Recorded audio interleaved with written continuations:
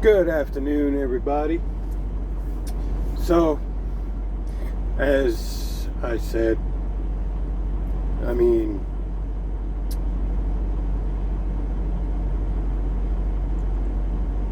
it's probably a worthless attempt, but I'm going to keep at it anyway. Like I said, I'm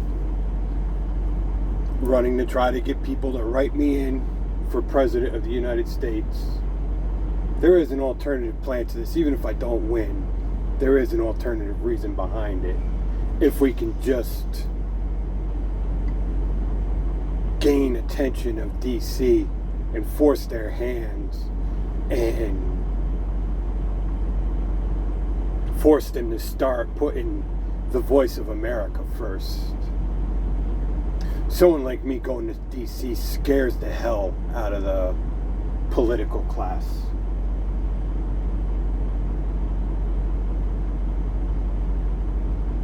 So they'll do what they can to keep their power.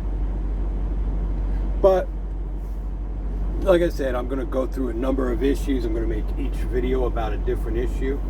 And this one's close and dear to my heart. Yes, all my fellow truck drivers, I am actually launching a presidential campaign from a truck. I am in a 2019 Freightliner Cascadia. I am a Freightliner guy. Sorry, all you Pete guys, it's nothing against you. I love Peterbilts. They are awesome looking trucks, but I got my CDL in an old 98 Freightliner Classic XL with a big monster 500 horse Detroit in it, and it was a monster truck.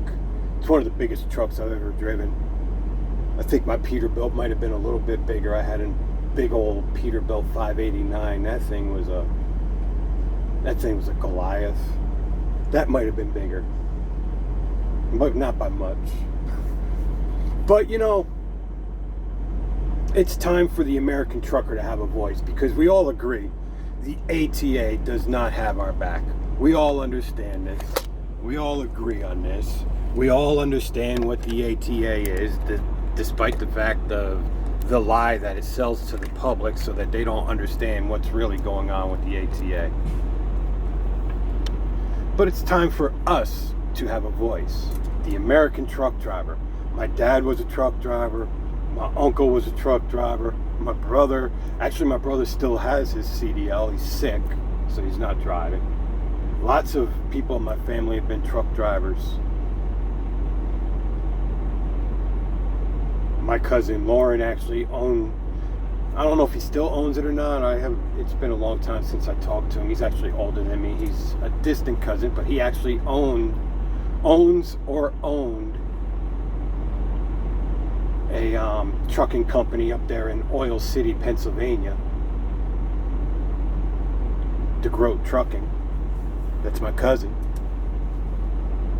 Or second cousin. Cousin or second cousin. Always considered him a cousin. Uncle Lauren, my dad and Uncle Lauren were always close, so they're family. Aunt Midge, Uncle Lauren, little Lauren, they're family. Even though, you know, I haven't talked to him in years, still family.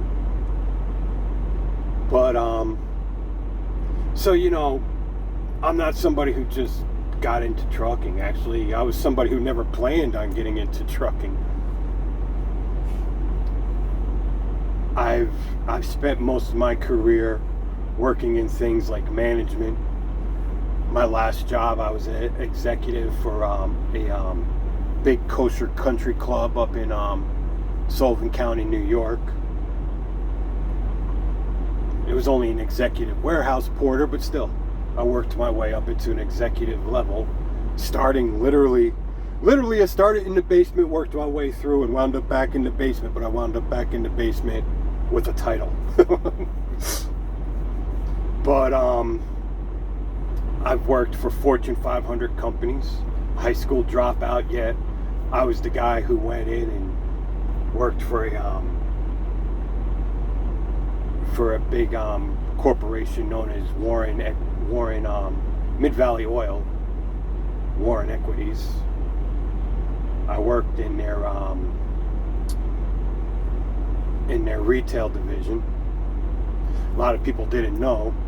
I was at MIT, which basically was a manager in training, but I wound up keeping that title, but I was a loss prevention manager. Not just loss prevention, I was a loss prevention manager. I was the guy who went in and looked for managers that were stealing.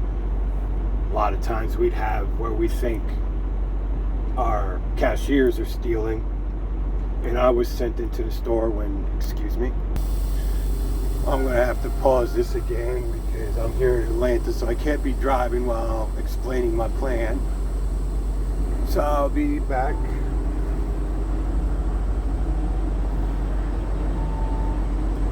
But I do have a plan. I'm going to take on the FMSCA, CSA, and definitely going to take on the ATA, because it's time we have a voice. We haven't had a voice for way too long.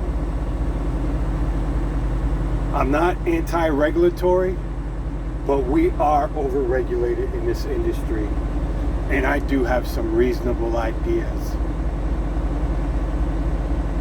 and I'll explain them to you in just a minute. So I'm back across the other side of Atlanta here. An hour to get 15 miles.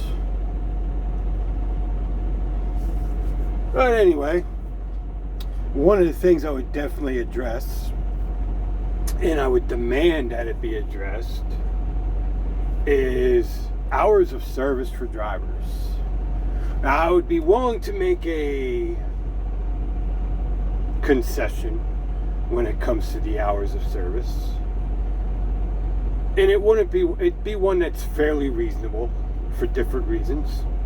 When it comes to local drivers that are home in their bed every night, I completely agree with the 70-hour rule. It makes sense. Plus, it appeases the unions, so it keeps them out of the issue. For over-the-road drivers, though, most of us, there's a handful for different reasons.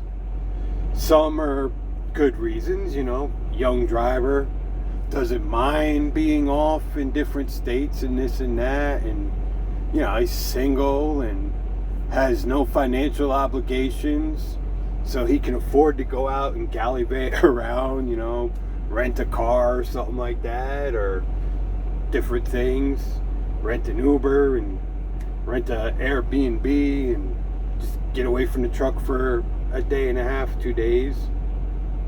But the majority of over-the-road drivers, we don't want to spend, if we go out for 3 weeks. I used to go out, there's reasons why I can't right now, which I'm not going to get into because they don't have to do with this.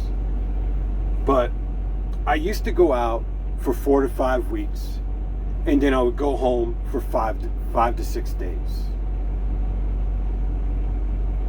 I've been home 3 days since Christmas of 2019.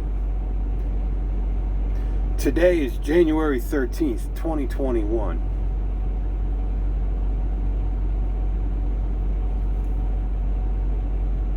I get forced, and it causes all kinds of issues for me financially because of a situation that I'm in. Divorce. Just make it simple. Divorce. And I get forced to sit on the side of the road for a day and a half. Because, I run over the road. I drive a reefer because I work with too many brokers who don't have any kind of respect for how the hours of service works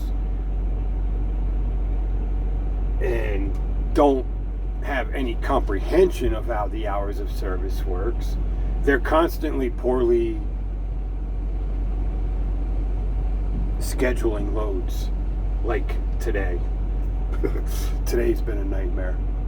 They gave me 10 hours, the broker, after we were loaded, gave me 10 hours to do a 14-hour driving trip. 14-hour driving, not counting fueling, not counting sleeping, not counting eating, using bathroom, basic human needs, not counting any of that, gave me 10 hours to do a 14-hour drive. Not a 14-hour trip in total, a 14-hour drive. Too many brokers like that. So I'm constantly running under the gun because unfortunately I'm a contractor and I don't really get to pick and choose the brokers I deal with.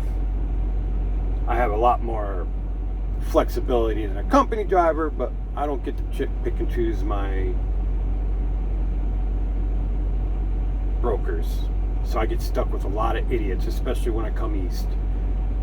Surprisingly, going west and even into California, the brokers out there, they tend to know what they're doing. Doesn't mean that they're 100%, but they are much better than East Coast brokers. East Coast brokers are the worst brokers in America. They're absolutely clueless, or they're absolutely corrupt. I'm leaning towards corrupt, but I'm trying to be civil and political, so they're clueless.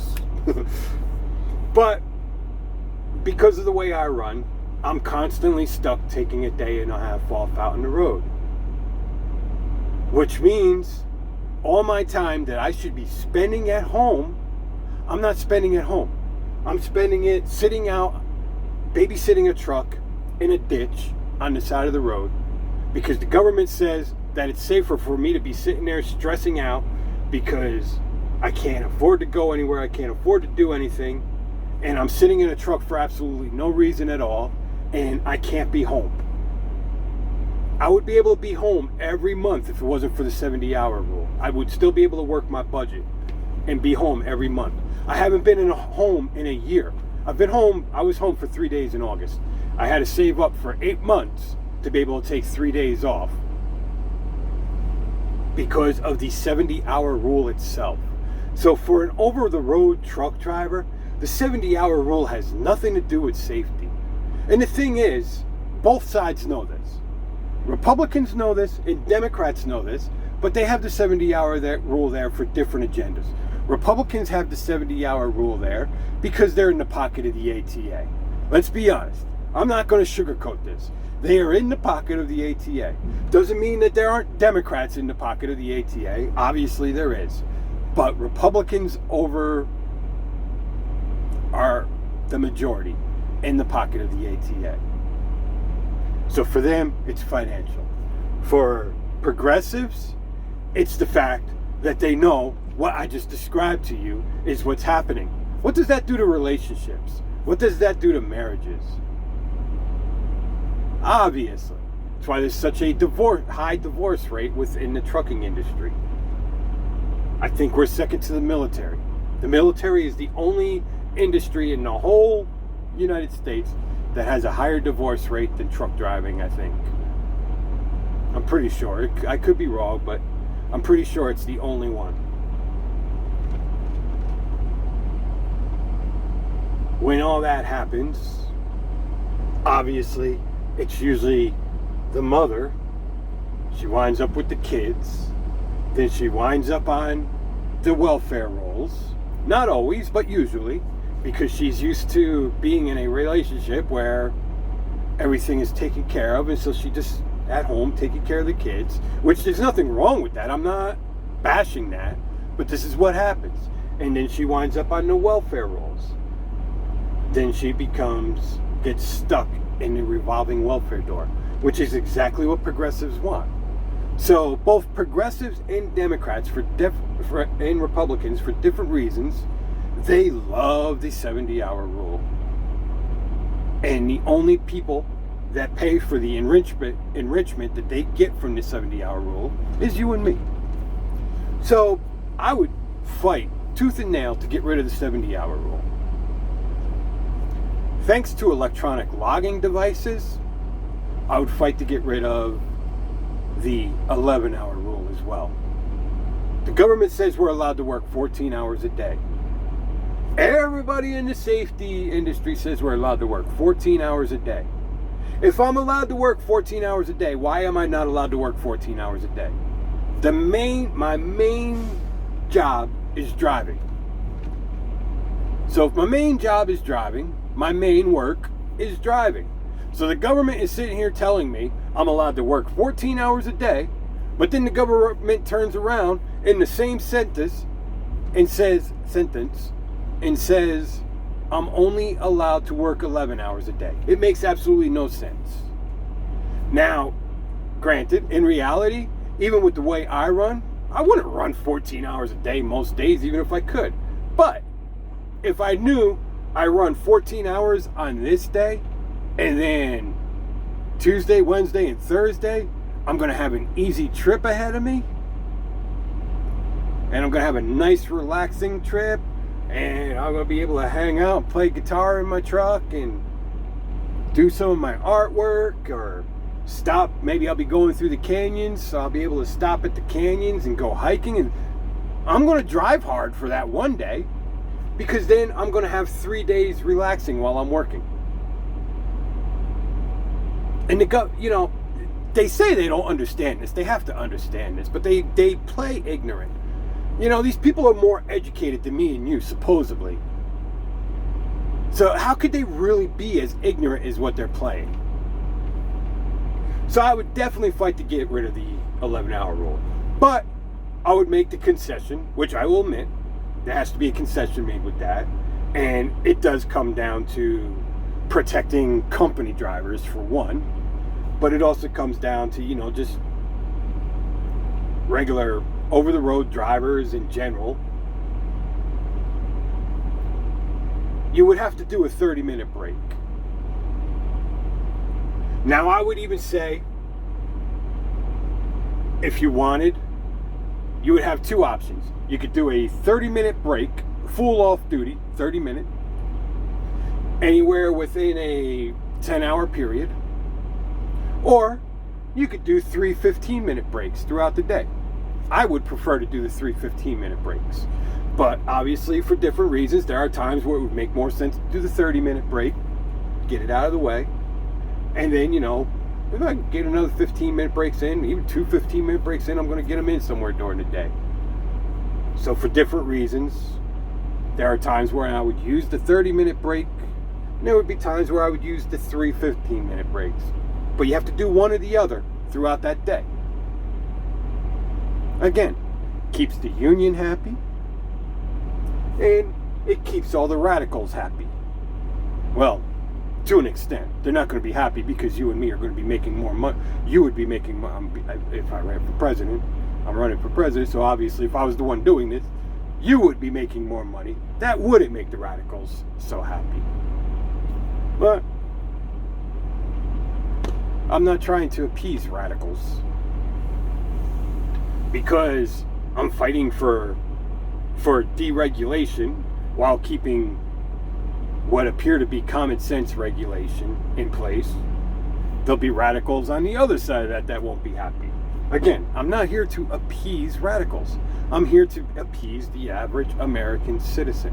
And I want to come up with ideas that will work for the average American citizen.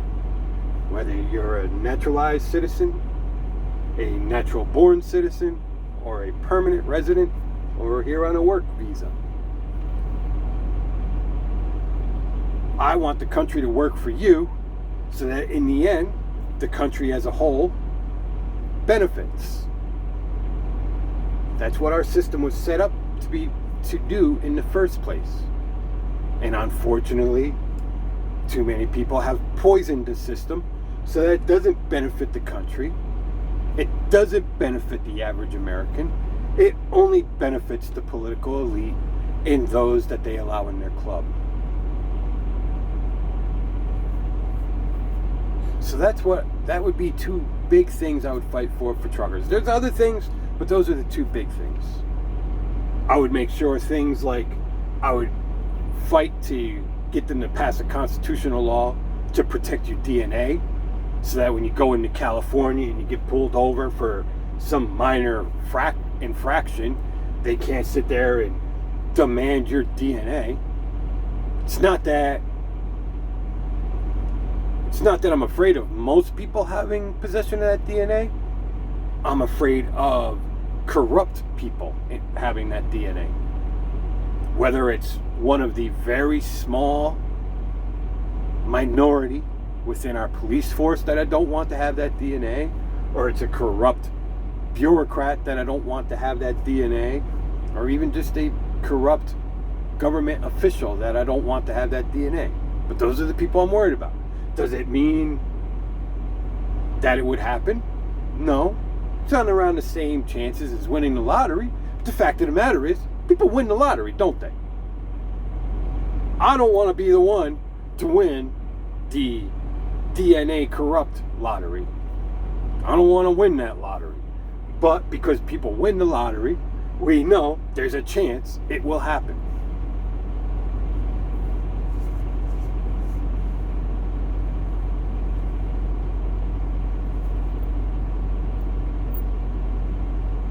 I would also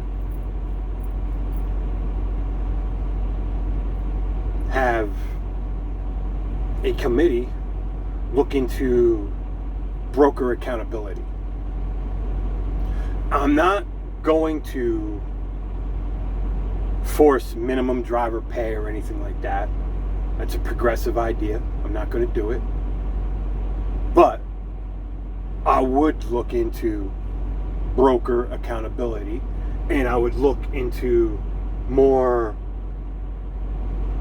openness so that drivers can actually compete more openly for pay. I know we have rules on the books right now, but the rules are rigged because it's easy to black book you. I want to look into that and see what we can do to change that, to keep people from being black booked for wanting to make sure that they're negotiating on a level playing field. But I'm not going to interfere with the free market side of that.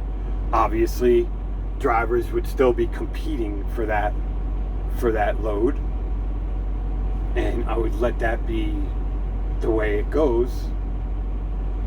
But at least you're competing on an open field, and you're competing with the same knowledge. Because I will tell you something that goes on in the brokerage. We can't prove it, so I can't point fingers at any one particular broker or brokerage company. But there are some brokers that they're out there and they're working with certain drivers that they like for different reasons. And they're telling that driver, hey, listen, book the load. This is what everybody's offering me for it. I want you to lowball them like this. I'm going to give you a kickback. I'm going to get a kickback. And all that goes underneath the table. There is money laundering going on in the brokerage industry. How vast it is, I don't know. But again, being the guy who used to go in and look for how people were cooking our books and manipulating our books and embezzling from the company, I know that's going on. It is going on. How much of it is going on, I don't know. I have an idea in my head. I don't think it's rampant, but I think it's enough that it could raise eyebrows if we uncover it. But I don't think it's rampant. I would put it probably, if I'm going to go high, I would say 10%. I think it's in 10% of the industry.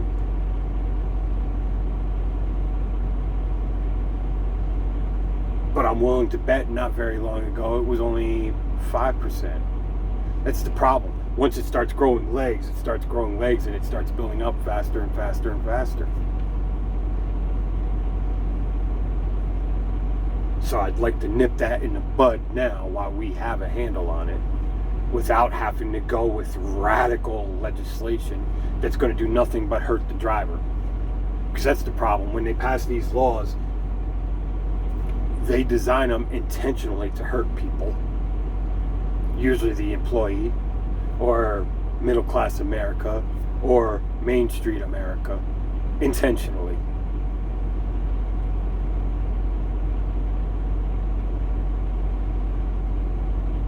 And I'm sure there's other issues that we can address when it comes to the trucking industry. But those are the big ones. The electronic logging device, I wouldn't fight the electronic logging device on the premise that that would be the reason why I'm fighting for getting rid of the 70-hour rule and getting rid of the 11-hour rule. The electronic device is the reason behind that. So I wouldn't fight to get rid of the electronic device, because then the big corporate backers that the ATA is lobbying for, they would back me up 100% on getting rid of the logging device. And the driver would still get screwed in the end. The owner-operator would still get screwed in the end. The mom-and-pop trucking company would still get screwed in the end. They would get screwed completely over.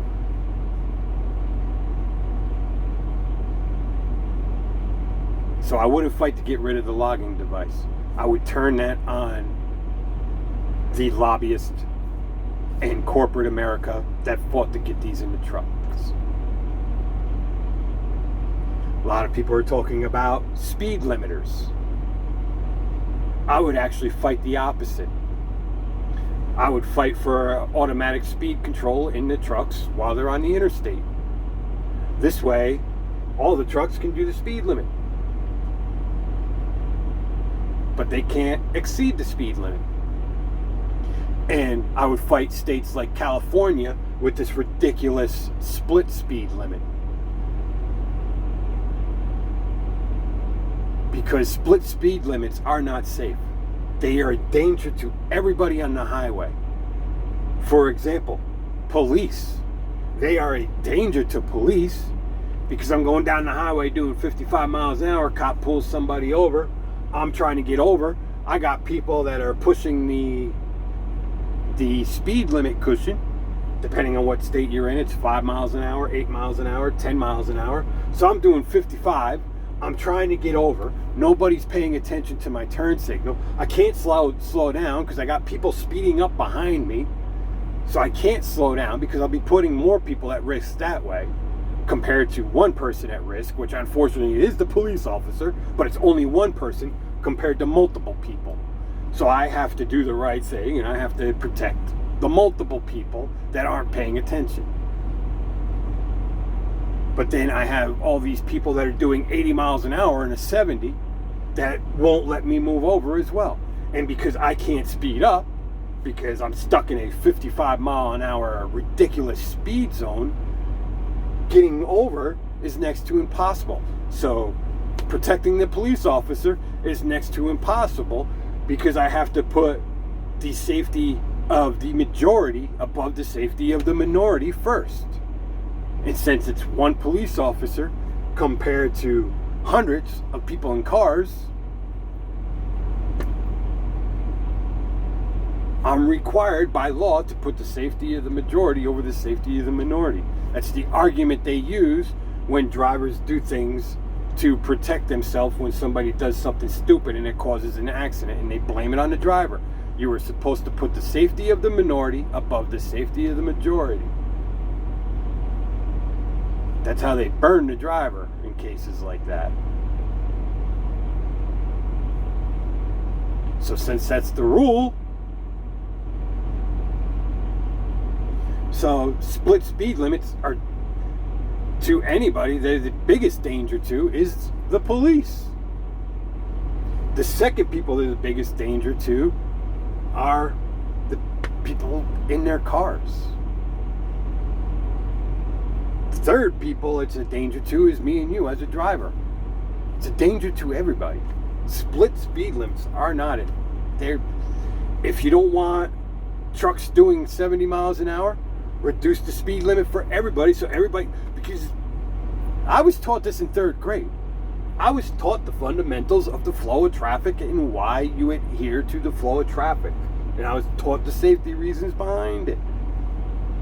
So if I was taught this in third grade, how are college-educated people not aware of something as simple and comprehensible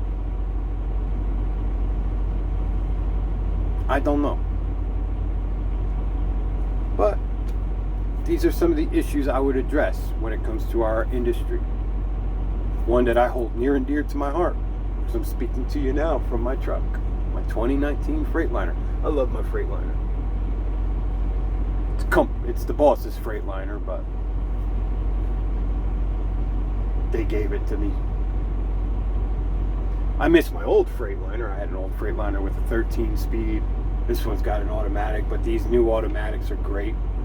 I've definitely, compared to the older automatics, I have changed my opinion about them a little bit. I still prefer the standard. There's a nostalgia to that, but at least they finally got the transmission right. There's still things that you can't drive these with. Apparently, if you drive a tanker, the way it, because the fluid is sloshing around, it tears the automatic transmission up. So for the tankers, it creates issues. But outside of the tankers, in general, the automatics seem to be great. And the way it works with the Jake brake reminds me of my old Peterbilt with the Cat. That thing had a Jake brake that would throw you through the windshield. This thing, same thing, throw you through the windshield if you're not buckled in. But anyway, I would definitely look out for the American truck driver. I would have your back. So remember, 2024, to write in Peter Sisco, Sisco.